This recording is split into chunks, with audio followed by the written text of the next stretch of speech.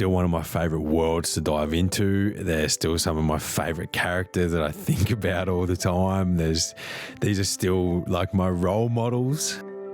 G'day, I'm Luke Bateman, and this is In the Good Books. This is a podcast where we dive into the most incredible stories ever told and talk about the books which have left a lasting impression on you long after you close the cover. If you're a book nerd, you'll love this podcast. If you've always wanted to get into reading but never understood the hype or where to start, you're in the right place. Or if you're simply someone who enjoys a good story, you're welcome too. Let the adventures begin. Okay, first up we have audio from Ken. Hey Luke, how's it going? I'm a bit of a book lover myself, so I wanted to reach out and share a few insights from a book I've recently gotten really into. I've been reading this awesome book called Authentic, which is a memoir by Paul Van Doren, the founder of Vans Shoes, and there's a part in the book that really hits home. Paul talks about how Vans wasn't just about making shoes, it was about putting people first. And he says something like, if you take care of the people, the business will take care of itself. And honestly, that's such a solid mindset. That lesson goes way beyond footwear too. Whether it's a brand, a side hustle, or just a crew of mates, if you put people first, real success follows. Vans nailed that by staying true to skaters, surfers, and creators from day one. It wasn't about pushing products, it was about building genuine connections. Now, I reckon that's the kind of thinking that makes anything last. People first, always. Just thought I'd share this with you, mate. Keep smashing it with the podcast, and all the best. What a beautiful, beautiful audio. Thank you very much for that, Ken. I really appreciate that. I think, obviously anyone who knows anything about me by now knows that I'm very, very big on, I suppose, self-development and personal growth and connection with others and kindness and cooperation. And that is just such a soulful message and a soulful place to live from. Connecting with others and putting others first and everything stemming off the back of that. And I mean, obviously, that was done in the Vans company, but I mean, that's really what books too are all about in many ways is connection with characters, connection with people. Book clubs is connection with others. It's, that was just a very beautiful and very touching message to send. I appreciate that, mate. That's something that more of us could definitely understand and use in our lives as a way to lead and a place to lead from. Today's episode, we are going to be talking about fantasy. And you all know fantasy is my number one. And I'm going to be introducing you to one of my favourite all-time fantasy series. This series was one that I first read as a teenager. It's a series that both me and my mum read together. It's still one of my favourite worlds to dive into. They're still some of my favourite characters that I think about all the time. These are still like my role models, and I cannot wait to introduce all of you to it. To the world, to the Old Kingdom, and to Sabriel, Lirael, and the Abhorsens. I cannot wait. So this is the Old Kingdom Trilogy written by Garth Nix, and Garth Nix is an Australian author. Garth Nix writes YA novels, and these books are, I wouldn't say that they are extremely mature books. They are definitely YA books, but they're still such beautiful stories. And I've read them again as an adult multiple times, and I still love them so much. And I actually saw an interview online somewhere recently where Margot Robbie was talking about this series, and I was like having a fangirl moment because I was like, Margot Robbie's reading the same series that I love growing up. But truly, so don't for a second think that this series is for children, because it is such a awesome story with awesome characters and amazing magic. That's one thing we'll get into it, but the magic system in this series is so cool. Like, I am writing my own fantasy novel, and my magic system is not as good as this magic system. I will say that wholeheartedly. When I very first read Sabriel, book number 1, I reckon I was probably like 13. I would have been about 13 when I discovered this book.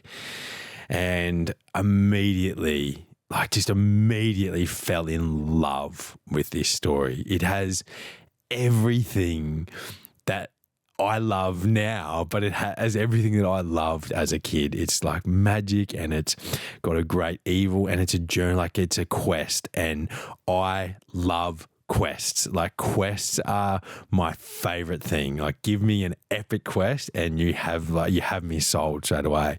And this book has an epic quest in it.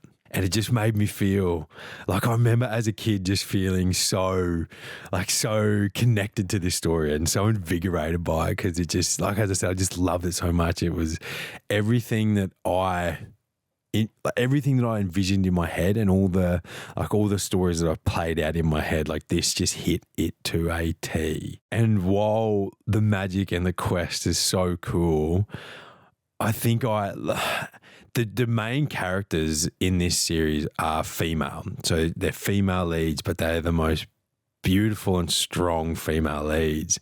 And they were two women who I aspired to be like. They were two women who had many values and many virtues that I wanted to have myself, but they were also like flawed and doubted themselves and didn't really belong and felt out of place. And I think that, that's why I truly connected with this, because I was like, hey, I don't belong and I feel out of place. You're just like me, but you take on these massive quests despite doubting yourself. And that's who I want to be. I want to be someone who takes on large challenges even when I doubt myself.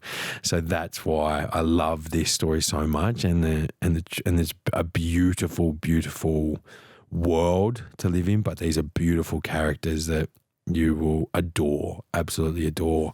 So let's begin with book 1, which is Sabriel, and this book is all about embracing your destiny. You begin this book with Sabriel, and she's living south of the wall at a college, and she receives a message that basically tells her that her father is missing and she has to return to her ancestral home of the Old Kingdom and basically find him.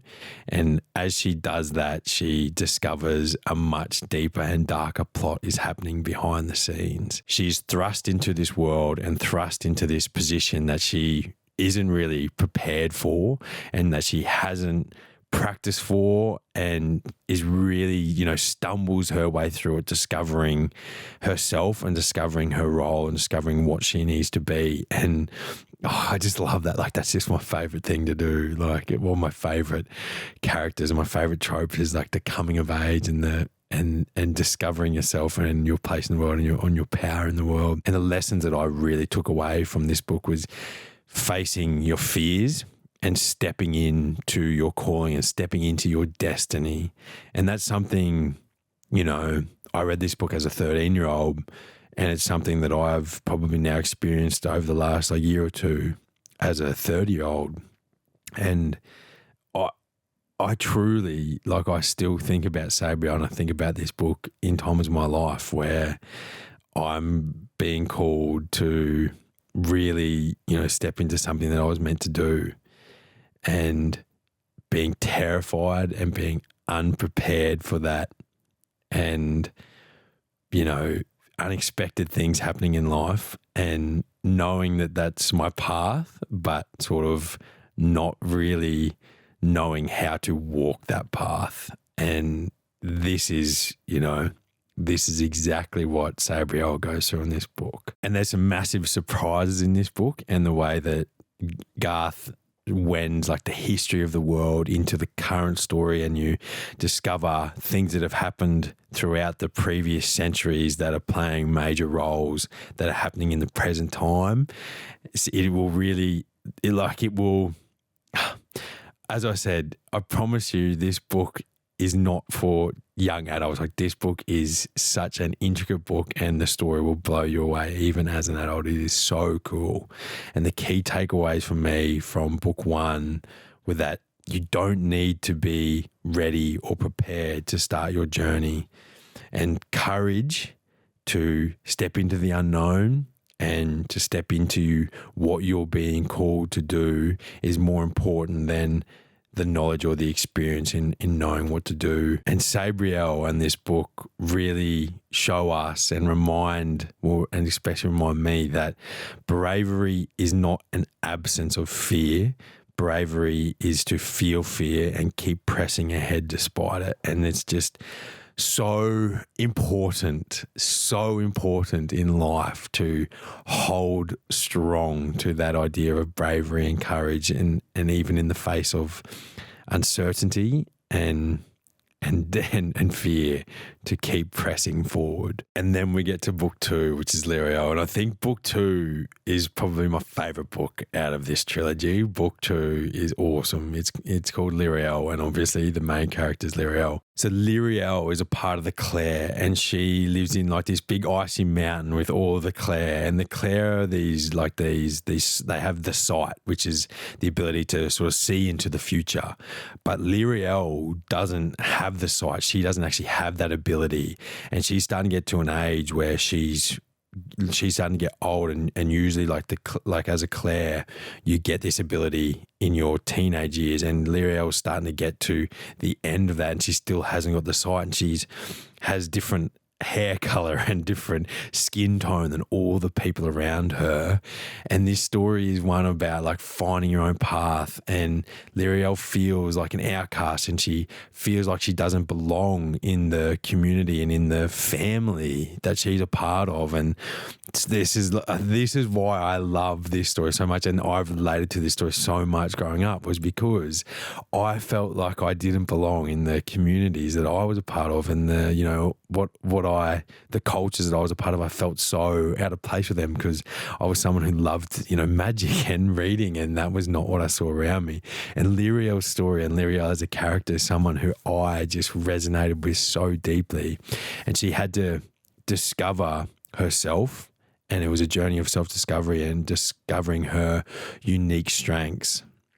And her story is quite contrasted with Sabriel's story in the fact that Sabriel kind of knew who she was and knew who her family was and knew what her destiny was. And her story was about embracing her destiny and stepping into the role that she, stepping into her preordained role that she was always sort of going to be, but she sort of feared being incapable of doing that. Whereas Lirael's story is one of not knowing what her destiny is, not knowing where she fits into the world, not knowing what her role is, not knowing what her power is, not knowing who she is and how she belongs. So her story is one of, self-discovery. And it's such a unique and awesome story about discovering your talent and your purpose outside of what your family and what your community expect of you or what they tell you that you should be, which is, something that's not unique to me. I think that that's a story that is just so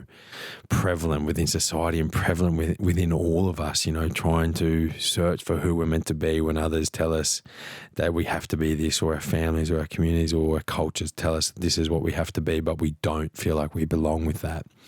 And this is a surprising story because it's quite funny. Like there are moments of fun and joy and mirth in this story, and it's a stumbling in many ways. It's a stumbling through trying to figure things out and trying to discover things, and something that we all go through is just stumbling through trying to work out our place in life. And the key takeaways from this book are embracing what makes us different, learning what our purpose is when that isn't always obvious to us. And it's sometimes we find our purpose in the place where we find it least likely or we least expect it. Like using myself as an example, books were something I kept so secret for so long, and my love of books was something so secret for so long. And now I find such power and such purpose and a real path in life through that. And that was something that I never expected. Lirael's story is a powerful reminder that not everyone is meant to walk the same road as the people around them or their families or what they're told. Like the path that's set for us by other people is not the one that we have to walk. And embracing our own unique gifts and embracing our own unique and special place in the world, and where we truly belong and where we can truly make the most good for ourselves and for others is where our true power lies. Okay, and now we get to book 3, Abhorsen, the end of the trilogy, and this is where it all comes together.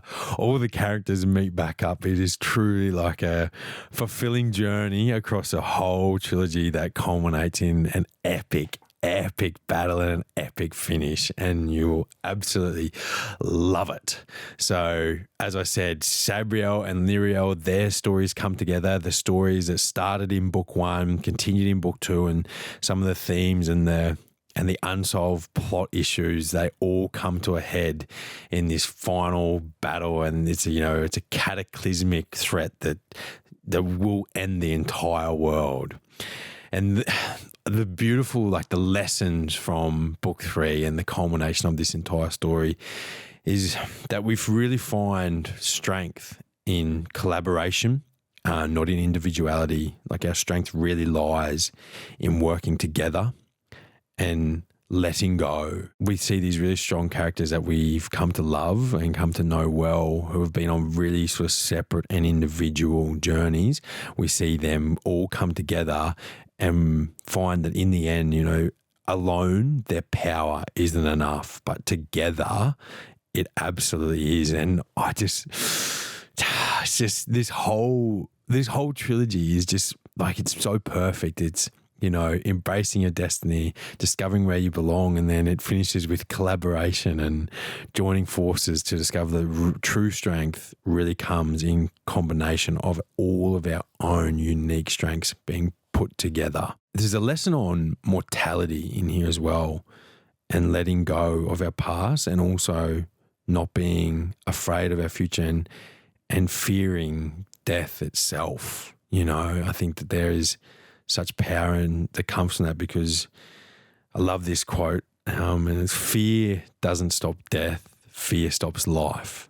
And I think that that's something that, is really prevalent throughout this final book. The key takeaways from this book is, self-development and strength is not only a solitary pursuit, and growth and power and change in the world comes from, connection with others and collaboration with others and cooperation with others, and forgiving yourself and forgiving your past and not allowing your past to define you, and, accepting that some things just are inevitable, but that shouldn't scare you or shouldn't make you fearful of the journey that you have to take to get there. And Abhorsen, this final book, shows us that the ultimate form of self-mastery is not found in individual power. It comes from interpersonal connections and social connection, and the grace which we face when life is coming to an end. So I really encourage you to read this trilogy, or if you already have read this trilogy, I encourage you to go back and read it again, because I've read this trilogy. I've read this trilogy 4 or 5 times in my life, and I love it so much, because truly the themes and the stories in this are so profound, but it is just such an enjoyable quest at the same time, and such a beautiful world of magic, and such a fun, enjoyable read. It's the takeaways are awesome, but it truly is such a fun and enjoyable read with the most amazing female lead characters. You see such female empowerment from these characters, and it's truly a trilogy that you must go read. And I would also love, once again, to hear your takeaways. What were your feelings from this trilogy? What did you take away? How old were you when you read it? I know that I'm pretty sure Sabriel was written in 1995, perhaps, the year I was born. I know it was written a long time ago. So how old were you when you read it? What does it mean to you then? And what does it mean to you now? Thank you to everyone who sent voice memos to our email, which is goodbooks@9.com.au. And as always, I love hearing from you. I love it so much. So please keep them coming, keep sending them in. For any more details on this, you can check out the podcast notes below.